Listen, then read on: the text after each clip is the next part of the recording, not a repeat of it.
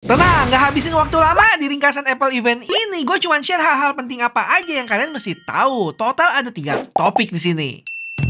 Kita mulai dari iPhone. Pertama, iPhone 14 seriesnya kita bagi jadi 2 ya. Ada yang 14 non-Pro model sama 14 Pro model. Secara ukuran masing-masing dibagi 2 lagi. Ada yang 6,1 inch dan 6,7 inch. Untuk varian non-Pro-nya dinamakan iPhone 14 dan iPhone 14 Plus. Ingat ya, Plus bukan Max. Kita mulai dari apa aja sih perbedaan iPhone 14 ini dibanding sama versi sebelumnya, yaitu iPhone 13. Untuk warna, kalau kita cek di websitenya, merah di iPhone 13 lebih gelap ya, sedangkan 14 lebih cerah. Habis itu Starlight dan Midnight-nya mirip-mirip sih. Selain itu ada purple dan biru muda di iPhone 14, sedangkan iPhone 13 pink dan biru gelap. Dari sisi ukuran jelas iPhone 14 sudah nggak ada lagi versi mininya, diganti sama versi iPhone 14 Plus dengan 6,7 inch-nya. Untuk chipset sayangnya nggak terjadi perubahan nih, sama-sama A15 Bionic. Tapi kalau kalian perhatiin lebih detail, GPU di iPhone 14 lebih banyak 1 core dibanding sama iPhone 13. Terus dari sisi kamera, iPhone 14 juga punya lensa yang lebih baik dengan aperture f1.5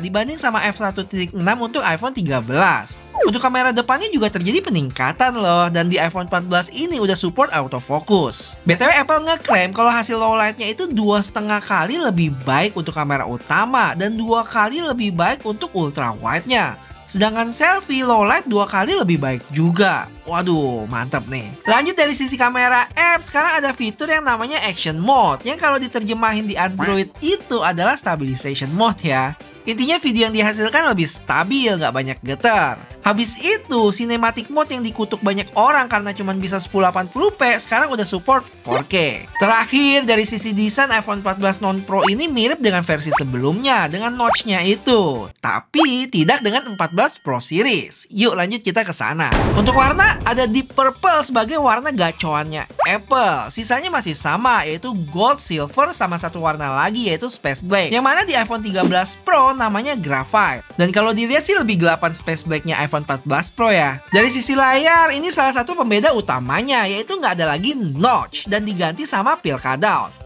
Jadi biar si tompel memanjang ini lebih greget, Apple bikin suatu fitur yang namanya Dynamic Island, yang mana bakal ada animasi di sekitar peel cutout ini saat kita berinteraksi dengan HP-nya. Misalnya pas lagi charging, terima telepon, buka timer, sama unlock Face ID, dan lain sebagainya. Keren juga sih ini, paling nggak biar ada kelihatan inovasinya gitu.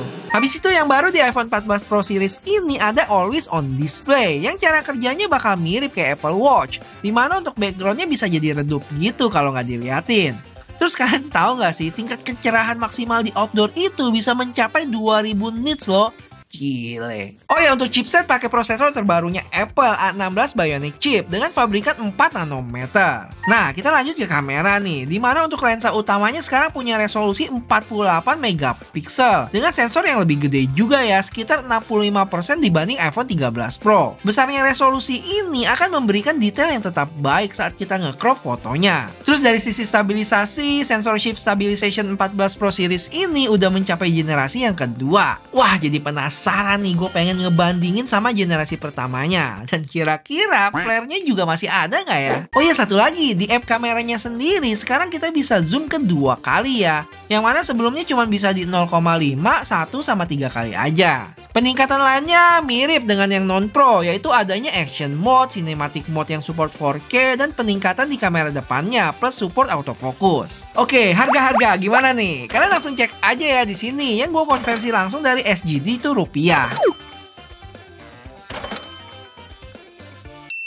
Sisanya gue bikin cepet ya, dimana Apple juga memperkenalkan Apple Watch Series 8 yang jujur nggak ada yang menarik. Mirip dengan versi sebelumnya. Cuma ketambahan sensor yang menangkap temperatur tubuh, tapi sayangnya baru kepake untuk fitur siklus menstruasi. Untuk chipsetnya sih S8 ya, tapi sepertinya itu adalah chipset yang sama kayak S7 tahun lalu. Yang mana sama juga dengan S6 2 tahun lalu. Sisanya yang kalian mesti tahu, paling dia ada fitur baru yaitu Car Crash Detection, yang mana kalau terjadi kecelakaan bisa otomatis hubungin ke nomor yang udah kita set sebelumnya. Dan fitur ini juga ada di iPhone 14 series. Oh ya, harganya mulai dari 599 Singapura dolar atau kalau dirupiahin sekitar 6,4 juta rupiah. Habis itu dia punya Apple Watch SE yang dijual mulai dari 376 Singapura dolar ya, atau sekitar 4 juta rupiah. Speknya nanti gue kasih lihat setelah ini. Dan ini yang menarik, yaitu Apple Watch Ultra. Dari sisi desain, dia punya layar yang flat ya, dengan proteksi tambahan di bagian kanannya untuk crown-nya itu. Terus di sebelah kiri juga ada action button warna orange yang gunanya bermacam-macam tergantung app yang digunain. Jam tangan seharga 12,7 juta ini berukuran 49 mili ya, yang punya spesifikasi menyeramkan. Di antaranya berbahan titanium, habis itu 100 meter water resistant, dan bisa dibuat nyelam sampai kedalaman 40 meter loh. Lanjut dia ada indikator kedalaman dan temperature saat kita nyelam. Sisanya kalian bisa lihat di sini nih. Sekarang gue kasih lihat perbedaan spesifikasi antara ketiga Apple Watch terbarunya. Entah kenapa ya, lihat speknya yang berjibun gitu, gue malah nggak tertarik sih. Karena kalau dilihat-lihat agak sayang aja, karena sebagian besar nggak kepake buat gue. Kalau menurut kalian gimana? Setelah tunggu sekian lama, sejak generasi pertamanya di 2019, akhirnya AirPods Pro generasi 2 nongol juga di 2022. Beberapa hal yang menarik diantaranya, sekarang dia pakai chip H2 yang katanya menggunakan computational algorithm yang memberikan noise cancellation lebih pintar, 3-dimensional sound, dan lebih efisien dari sisi penggunaan daya. Terus sekarang tangkainya bisa di swipe ke atas atau bawah loh untuk mengatur volumenya. Mantep lah ini. Dari sisi baterai dia bisa bertahan 6 jam tanpa casing ya. Tapi kalau dihitung sama case-nya total bisa dapat 30 jam. Untuk case-nya sendiri sekarang support MagSafe charger dan Apple Watch charger. Habis itu ada speakernya juga, jadi bisa dibunyiin kalau lupa taruh mana. Sisanya ada fitur personalized spatial audio, adaptive transparency, dan Yuan chip teknologi juga. Untuk harga di Singapura ini kalau dikonversi langsung sekitar 3,8 juta. Terakhir nih, buat teman-teman yang patah arah udah ngebet pengen sikat produk-produk Apple terbaru ini tapi nggak tahu gimana belinya, kalian bisa DM langsung aja ke miminnya sg.shipshop. Gak usah khawatir, just tip rekomendasi gua ini aman ya. Beberapa teman reviewer lain juga sempat nitip ke Shipshop ini. IMEI jaminan aman karena proses kirim ke Indonesianya resmi dan bayar pajak. So, GPL langsung aja kepoin IG-nya sg.shipshop.